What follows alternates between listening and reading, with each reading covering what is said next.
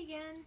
Alright, so this time I'm going to give reading Spirit's Lullaby, book 2 in the Shaudrey series, a try. So this is the one that comes directly after Fire Song. There will be spoilers. Sorry if you haven't read the first one. I don't recommend listening to this video. If you have read the first one, this is great for you. So this book picks up a couple of years after Fire Song, and it is told from Tella's perspective instead of Key's, and it's a lot of fun chaos. I really enjoyed this one. Tella's probably one of my absolute favorite characters.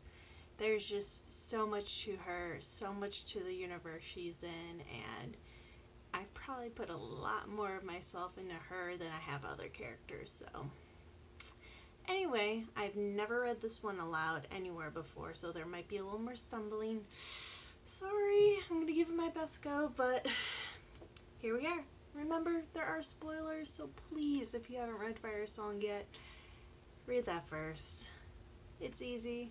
It's quick. Well, kind of quick. There's like 500 something pages. Fire Song is a rather thick book in comparison. About 120,000 words for 75, so yeah. But it's 99 cents on Kindle, so easy peasy, go for it. Alright, Spirit's Lullaby, book 2. Here we go.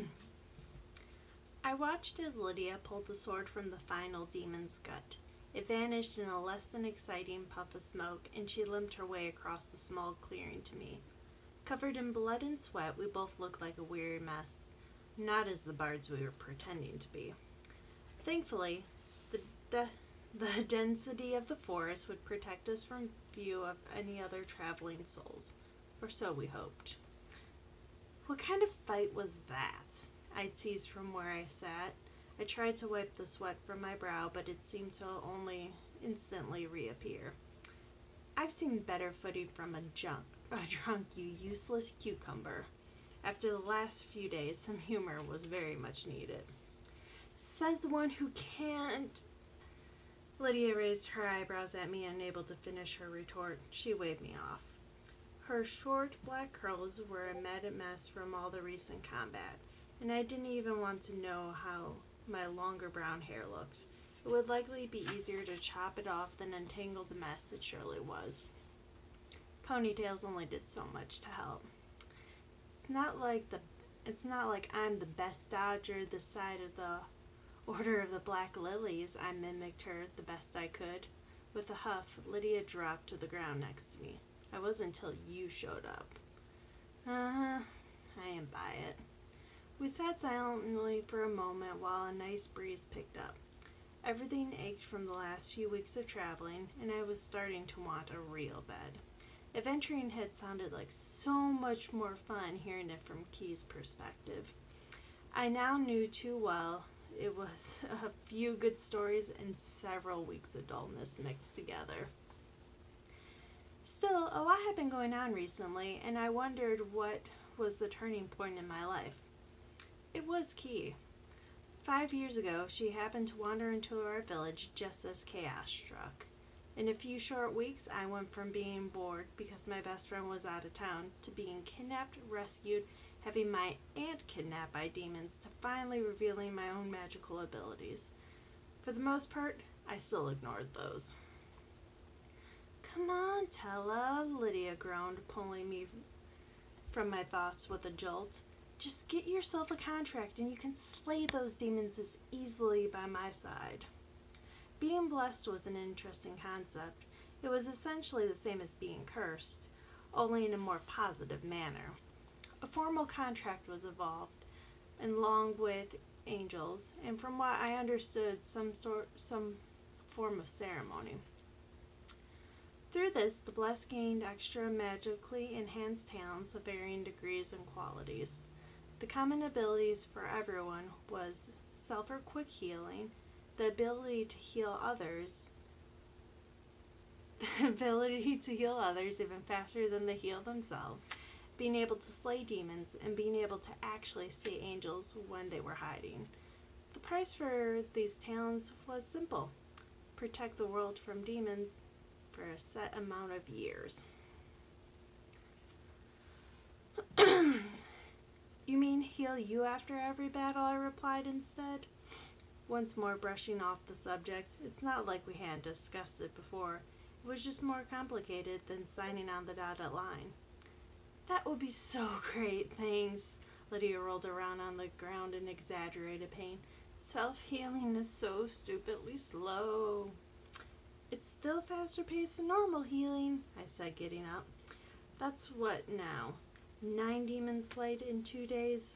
I think we should get back. Normally we didn't run into any trouble after a mission.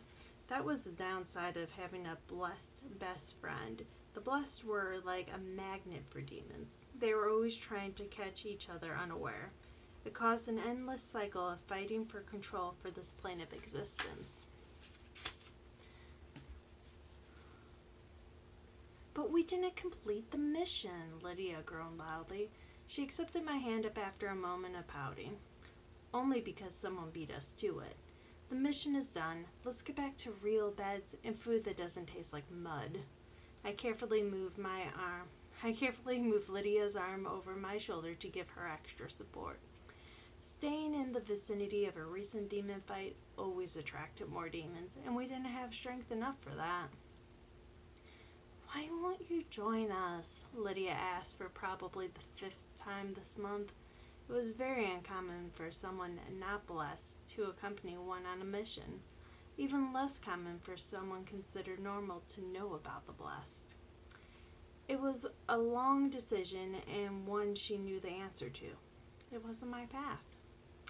Well, it was hard to explain why. She knew the reason. There were layers of complications, and I wasn't sure what to say about them. Overall, I was just happy that we were on the same journey, even if our paths may eventually lead in different directions. Lydia had signed a pact ages ago, exchanging her soul for gifts from divine beings. They called them angels. Others prefer to call them divines chosen. I simply called them by their names. For some reason, that often irritated them. Smirking at the thought, I glanced over at Lydia. Because someone's got to stand by your side and make you look good. With only my normal magic, Lydia was the strength of our party. My gifts were very limited in usefulness. I was fast, I had super speed, and I could learn extra quickly. I ignored my other gifts. They had caused enough headaches, and I planned on fully diving into that quest again soon. Just not right now. But first, dreams of a warm bed and a proper meal called me. Guess you're right. A combo of your magic and blessed magic would show up me at times. Only at times, though. Her sassy smile was replaced with a grimace of pain. Right. Let's see if there's any healers or blessed nearby.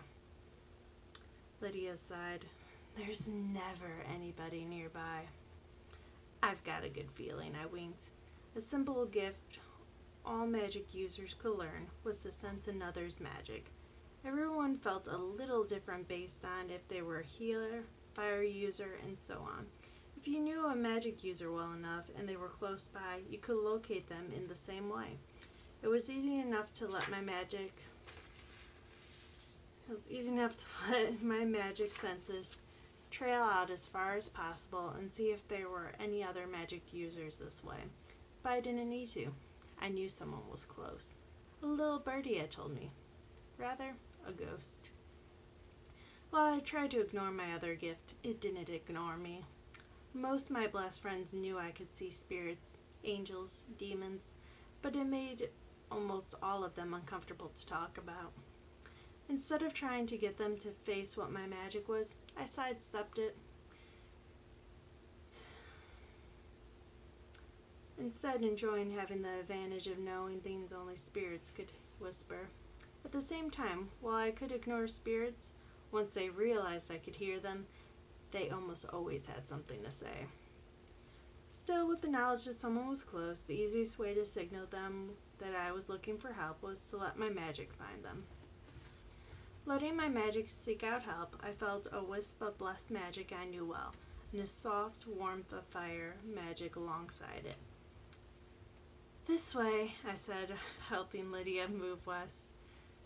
Sorry, I have a kitty who's about to come say hi. Hi, Bite. Do you want to help me read a book? You are very much not helping. So this is Megabyte, and he likes to help with a lot of things, even though he's not exactly much help. Kitty, look at the camera. Okay. Well, sure, I continue on.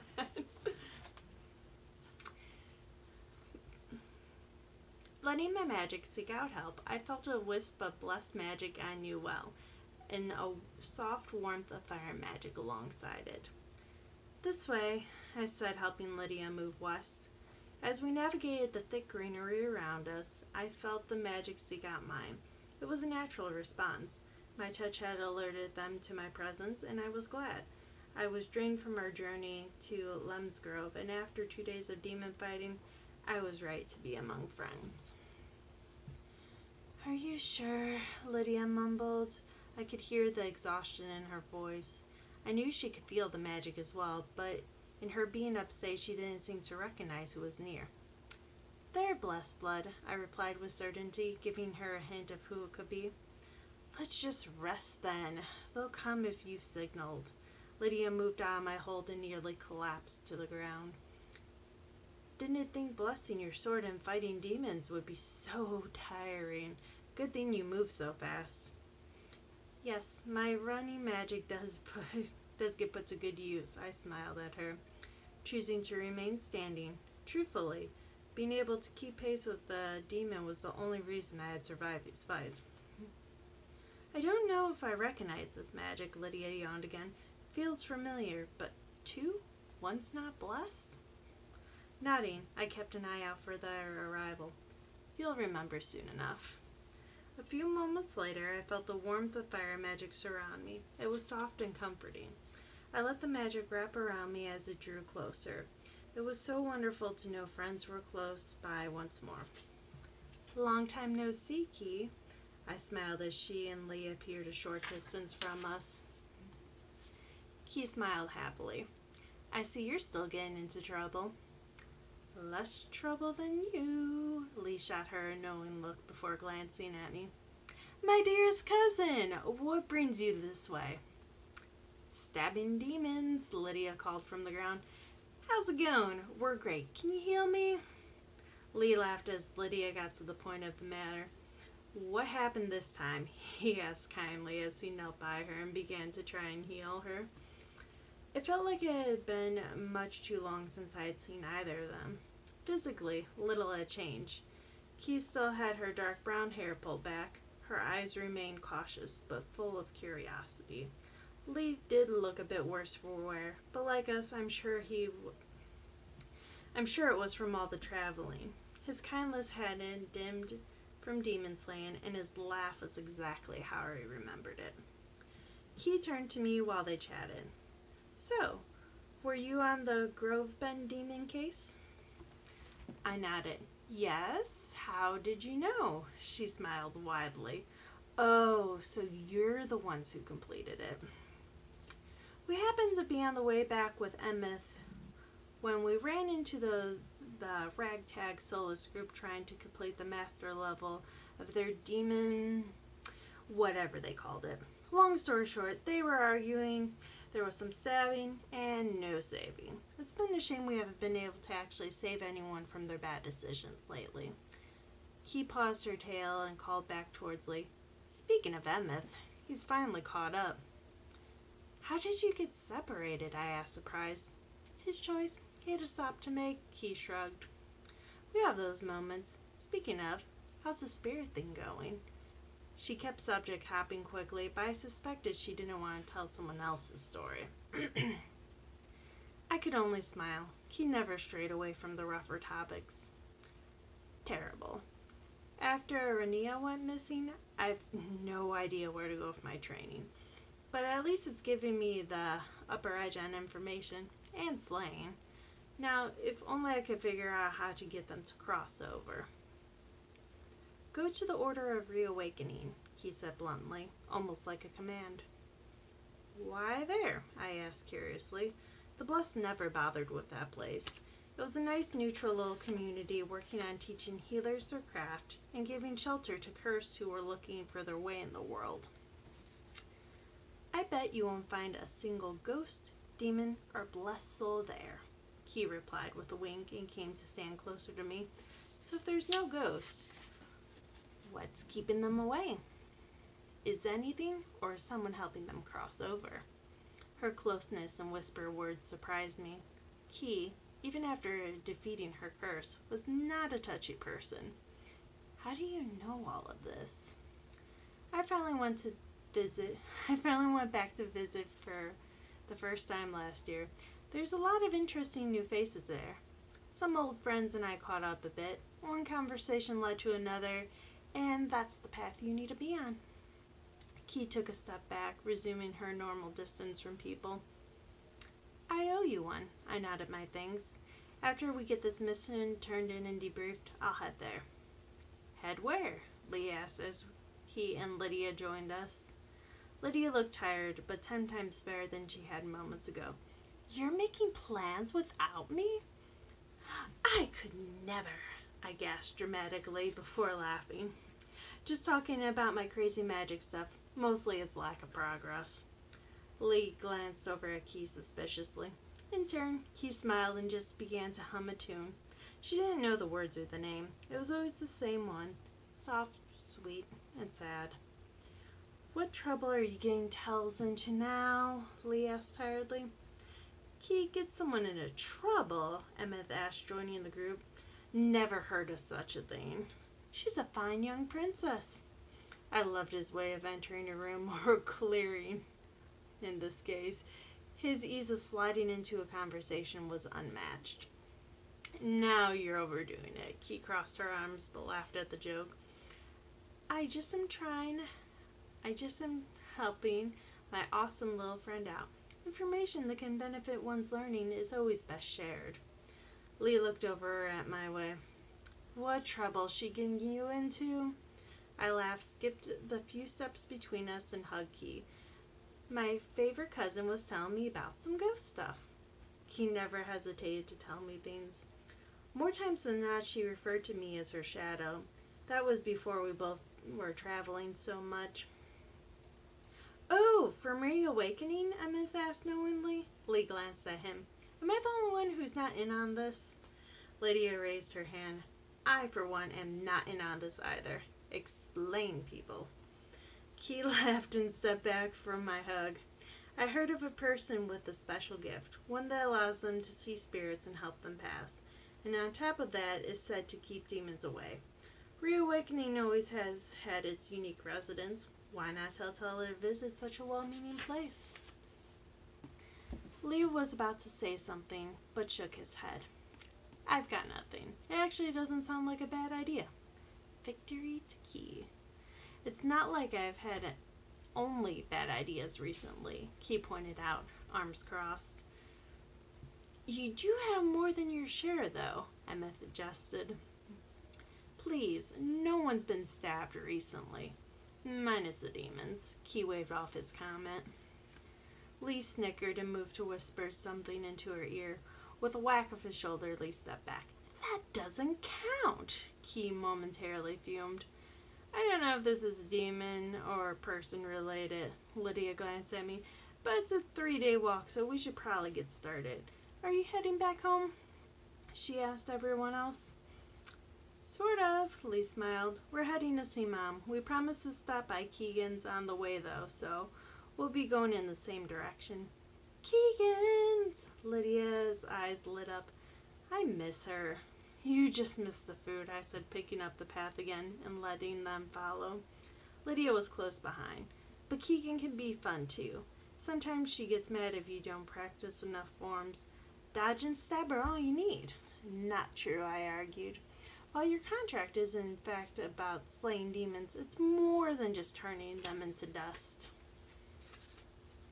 Yeah. Save the people, greater good. I've done my healings already. Lydia rolled her eyes. But have you given yourself to those in need? Truly given to someone in a way that was not expected, I asked, knowing she hadn't done any unscheduled service. Not that planning out your good deeds was wrong, but sometimes going the extra mile was better. I save your butt constantly. I think that counts. Lydia smirked. I rolled my eyes. I'm pretty sure you've got that backwards. Arguing, the second most popular way for a bard to travel. Emmeth interrupted us with a laugh. What's the most popular way then, smarty pants? Lydia glanced back at him. In one swift motion, Emmeth pulled out his lute and began to sing. Our hero claims a warrior's heart. With a laugh, I grabbed for my pan flute and happily joined in the tune while Lydia took up the song. Her alto voice rang out sweetly as she projected her voice throughout the woods. Her singing was always my favorite part of any long journey. While we grew up together, I had hardly heard her sing before learning of her secret life as a part-time bard, full-time demon slayer. It was great to be in on this world, and I was glad we were finally able to really be friends with no secrets. My family had its share as well, but that didn't matter now. Instead, I pushed the memories down as I enjoyed the group coming together to create a fun song of our own. Sorry, bites back. Hi, Kitty. I have like a page and a half to read. Are you here to help or hinder? I think he's here to hinder progress. Alright, we're going to try continuing on.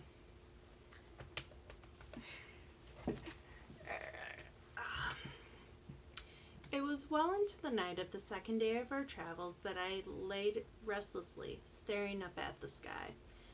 It was too loud, the pleading, the sobbing, the constant chattering, but no one else heard a word. This was one of those nights I hated hearing the dead. The recently departed, who hadn't moved on the right way, wandered around confused. They didn't know what was happening and why no one seemed to notice them. Those souls were beyond my grasp. While I could hear them, I didn't know how to speak with them. The souls who had adjusted to their unlife I could speak with, and I didn't know what the difference was.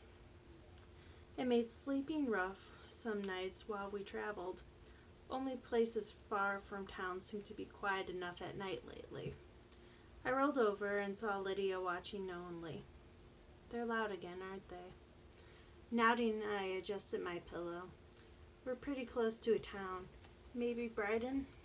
Sounds about right. Lydia was silent for a moment before whispering to me. You know I'm coming with you to reawakening, right? There had been no doubt about it. Of course. Don't know why. You hate this stuff. She nodded.